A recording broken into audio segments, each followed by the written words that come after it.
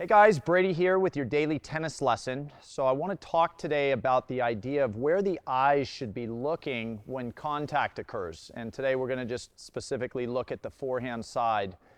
I'm getting, a lot of my lessons, and I'm getting some emails from you guys out there through the website, and I'm getting the feeling that you guys are being really hard on yourselves about keeping those eyes so still at the time contact is occurring, almost a la Federer, that it's taking away from your swing a little bit.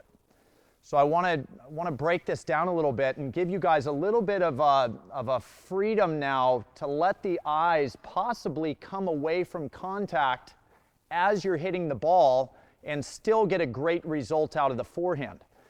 So what I'm meaning here is that I'm seeing a lot of players, and Federer is just so good. He's the one guy that I see over and over where with each swing, the racket is there, his eyes, I feel like he's looking at the ball through the back of the strings, and then as the racket continues on, he's still kind of looking there.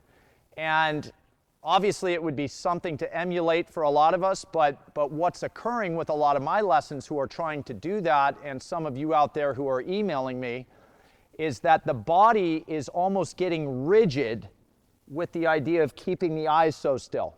And people are struggling to release the swing because we're trying to keep everything so intact to make sure the head doesn't move, that now the forehand swing is just cramped up. So we achieved kind of that idea of keeping the eyes right on contact, but to what extent? To have a swing that doesn't feel great.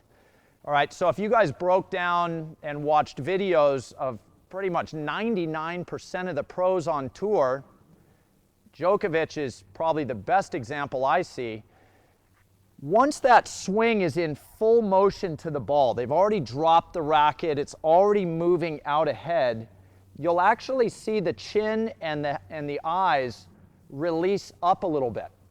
And that's really just the clearance of the shoulders and the hips, and it's the head that's kind of attached to everything, and it gives everyone this freedom to keep releasing the swing. Now, there's a little bit of a trust that the racket is going right to the exact correct spot as the eyes come up, and the pros obviously hit so many balls in practice and in matches that they have a little better feel for the ball being right there where they expect it to be, that the eyes can come up a little early. So that's something that you guys will have to make sure you're out there practicing, getting that rhythm, getting that feeling that the eyes can lift and that the racket's in the right spot. I will say this, that the players that I see at the club level who do let the eyes come up early and miss the shot, maybe they frame it, maybe they hit it off the strings, what's occurring there is that when the eyes come up, it's pulling the racket out of the strike zone.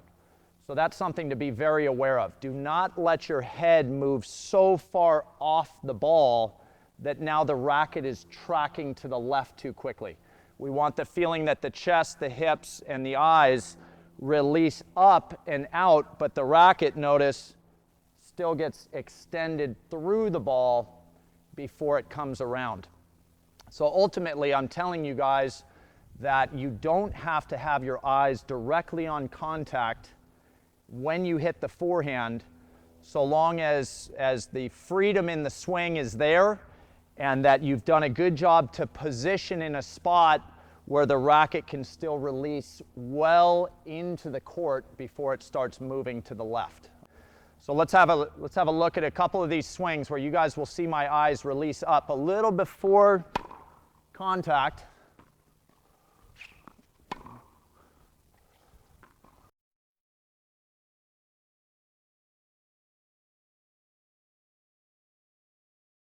Yeah, good example right there. I didn't feel like I kept my eyes here until after contact, and yet I caught everything really clean, hit the ball with good depth and pace, and didn't have to be Federer, keeping everything so intact so that my eyes could stay there to the point where I got rigid.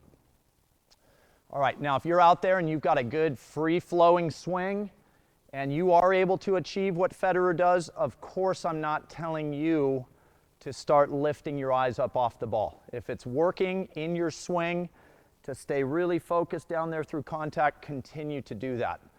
But for you players out there that feel like that's a little troublesome for you, I'm giving you that out that the eyes can come up away so long as it doesn't pull your swing off the tennis ball, okay? So I hope that was super helpful for you guys. Please click like below this video. And if you have not subscribed to our channel yet, please do so, as well as check down below me in the description of this video. You'll find the link to 3 free courses Mark and I have put together. I think you'll find those great as well. All right, so until next time, be well. We'll see you soon.